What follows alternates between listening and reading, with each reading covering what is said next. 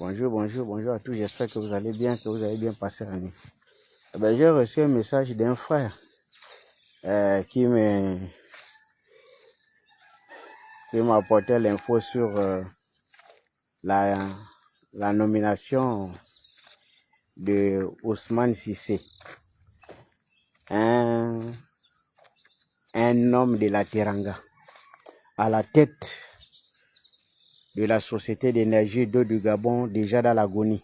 Il semble que cet homme est un expert, comme d'habitude, à chaque fois qu'on nomme un étranger, on dit c'est un expert dans un domaine qu'aucun Gabonais ne peut compétir.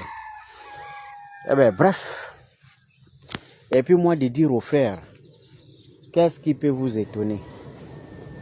Lorsque M. Ndosso, Samuel, était le patron du pétrole, alors que les Gabonais étaient assis, lorsque M. Mexan, alias Akrobessi, a été directeur de cabinet, donc patron de l'administration, sans pour autant que quelqu'un fasse quoi que ce soit, aux yeux et aux yeux de tout le monde.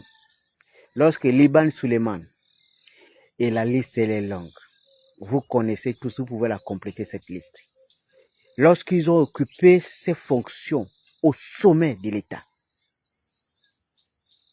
personne, même les Gabonais n'ont rien dit. On nous a tous dit que c'était par nécessité parce que les Gabonais n'étaient pas assez compétents et assez crédibles pour occuper ces fonctions. Donc la crédibilité, il faut aller la chercher ailleurs. Moi, je me suis souvent posé la question, je dis, mais si on estime que les Gabonais ne sont pas compétents, pourquoi ne pas remplacer pur et simplement de la présidence juste au patron d'institution par les étrangers? Au moins, on va être sûr que les Gabonais sont incompétents et qu'on est obligé de remplacer tout le monde par les étrangers. Le problème, c'est parce que les Gabonais eux-mêmes, ce sont des imbéciles. En fait, parce qu'on nous considère comme des imbéciles. Parce que pour qu'un homme se respecte, il faut qu'il se respecte lui-même. Parce que si tu ne te respectes pas, on ne peut pas te respecter parce que le respect s'impose. Si on manipule aujourd'hui les Gabonais, c'est parce qu'il n'y a pas de Gabonais capables d'agir en tant que citoyens. Le premier défaut, et d'ailleurs même la première erreur des Gabonais, c'est de penser que la lutte doit se baser sur un homme, sur un leader. Non, détrompez-vous. Les leaders, on n'en a pas besoin. Ce dont on a besoin, c'est d'un peuple soudé, un peuple décidé. Que ça soit un leader qui déconne, vous virez, vous continuez. Si vous restez dans cette dynamique, que ça soit un leader d'opinion, que ça soit un leader politique qui va vous décevoir, il s'est mis de côté, vous allez continuer votre lutte. Des leaders en leader, ils vont finir par comprendre que la meilleure, c'est de s'aligner sur la volonté populaire. Le problème, c'est que si vous vous entredéchirez, parce qu'un tel, il a changé de camp, ou un tel a changé de camp, ce sont les mêmes qui vont venir vous retrouver pour prendre un peu de popularité pour aller de l'autre côté. Il faut s'en foutre d'eux. C'est-à-dire que quelqu'un vous présente un visage, il faut dire à la personne, demain si tu déconnes, tu es à côté, nous on fonce. Parce que nous, ce qu'on veut, c'est ça, ça, ça, ça, ça.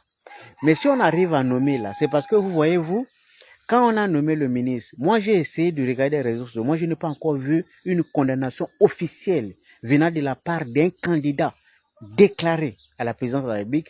Cette histoire de la main-d'œuvre étrangère, cette histoire de faire la promotion des étrangers au sommet de l'État, j'ai comme l'impression que nos dirigeants, ceux qui veulent encore arriver à la tête de ce pays, personne ne dénonce. C'est un complot. Ils sont tous complices autant qu'ils sont. En ce moment, je vous dis qu'un véritable leader en ce moment, il n'a qu'une seule vision. C'est faire partir le système avec tous ceux qui en profitent. Parce qu'il n'est pas question d'avoir un pays où n'importe qui peut venir ou faire n'importe quoi. C'est inadmissible. Sauf lorsqu'on est Gabonais, on n'est pas Gabonais qu'on peut accepter. Mais si tu es Gabonais dans ta peau et tu te sens Gabonais vrai, tu ne peux pas accepter de telles imbécilités. C'est pas possible. Moi, j'ai vu dans un pays où chaque jour j'ai honte. J'ai honte d'être Gabonais. Je vous assure sincèrement, j'ai honte de ce pays. J'ai honte du degré de médiocrité de ces dirigeants parce qu'on se moque de nous partout. Moi, je suis dans les réseaux sociaux, je collabore et puis je dialogue avec pas mal de gens en Afrique partout. Les autres, ils sont fiers de leurs fils parce qu'ils posent des actes partout ailleurs. nous, on est fiers de la pure médiocrité qui puisse exister sur cette terre. Comment est-ce qu'on peut avoir un tel pays où les ministres passent leur temps en train d'enrôler les gens en moyennant 20 000 francs, alors que de l'autre côté, il y a des commerçants qui crient, qui ont besoin des aides de 30 000, de 40 000, de 50 000. Comment est-ce qu'on peut avoir dans un pays où on a comme l'impression que l'école ne sert plus à rien? Comment on peut évoluer dans un pays où les étudiants qui la bourse, alors que de l'autre côté, on récompense les artistes qui ne font même pas grand-chose à hauteur de dizaines de millions? Comment dans un pays on peut promouvoir l'excellence lorsqu'en règle générale, ce sont des choses inutiles qui ont du succès? Comme lorsqu'on parle des fesses, lorsqu'on parle du sexe, lorsqu'on parle de ça a beaucoup plus de promotion que lorsque quelqu'un se met et exprime des choses qui sont d'ailleurs réelles. Comment voulez-vous progresser dans un tel pays?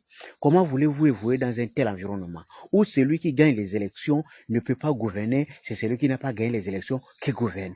Quel genre de valeurs voulez-vous envoyer aux gens lorsque vous êtes dans un pays où celui qui n'a pas fait l'école, il est au sommet et celui qui a fait l'école, il est en bas? Quel genre d'informations et quel genre d'exemple voulez-vous envoyer à la génération future lorsqu'un voleur, il a de l'argent, il roule en voiture et un éminent professeur d'université, parce qu'il n'a pas adhéré aux loges bizarres, lui il est à pied en train de prendre le taxi et on se moque de celui qui a eu pourtant des valeurs et qui a fait l'école? Comment voulez-vous être dans un pays et avoir des valeurs lorsque les bandits des grands chemins sont au sommet de l'État avec l'argent, deviennent des entrepreneurs, alors que de l'autre côté, vous avez des dignes fils du pays comme Luc Bengonsi, ils sont en retraite, malgré les boulots, malgré les combats? Comment voulez-vous être fier d'un pays lorsque vous avez renversé les valeurs, lorsque les enfants de 14 ans, 12 ans, 13 ans et même 11 ans sont devenus des professionnels de la sexualité avec la bénédiction des dirigeants, sans contrôle, sans limite? Comment voulez-vous évoluer dans un pays où lorsque les parents se lèvent le matin, ils ont peur même de leurs propres enfants parce qu'ils ne savent pas qui va braquer avant d'aller prendre le taxi? Parce que dans les quartiers, l'insécurité est telle qu'aujourd'hui, plus personne n'a le courage de sortir à 21h pour aller assister à une sortie du corps ou à une réunion de famille.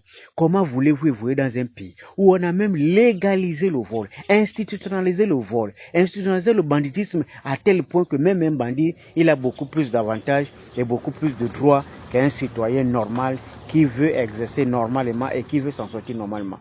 Comment voulez-vous que les gens puissent avoir de la considération pour un pays où 90% des députés ne sont pas élus, mais ils sont en réalité nommés? Lorsqu'un député à l'Assemblée nationale ne se considère pas comme un représentant du peuple, mais comme un représentant d'un parti politique, comment voulez-vous évoluer? Et quel genre d'informations voulez-vous envoyer lorsqu'un gouverneur de la province, il est au service du président de la République et non de la nation? Comment voulez-vous évoluer lorsque lors des rendez-vous électoral, c'est même l'administration qui prend parti du pouvoir en place? Or que l'administration, c'est l'arbitre des élections. Comment voulez-vous évoluer dans un pays? Et comment voulez-vous trouver une bonne information lorsque, quand vous allez dans les universités et que vous trouvez des élèves et que vous demandez aux élèves pour essayer d'évaluer leur niveau de culture, l'élève va te dire, ils sont tous des voleurs, confondant le président de la République qui est un décideur à un ministre qui était son exécutant? Comment voulez-vous croire qu'un jour, on peut s'en sortir avec une jeunesse qui n'arrive pas à faire la différence entre ce qui est un don et ce qui est un droit? Lorsqu'on les donne 20 000 pour s'inscrire, ils considèrent qu'on leur a donné quelque chose, même si c'est tous les 7 ans après.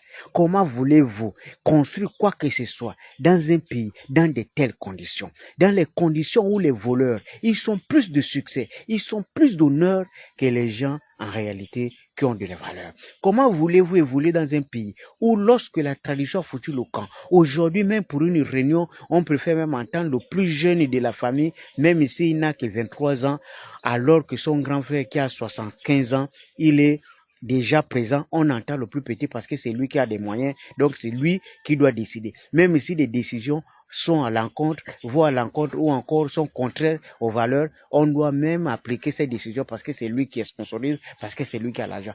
Quel genre de société voulons-vous? Quel genre de société allons-nous laisser aux générations futures lorsque ce genre de valeurs n'existe plus? Lorsque on ne sait plus ce qu'il faut faire, ce qu'il ne faut pas faire. À bon entendeur, salut. Que Dieu nous aide.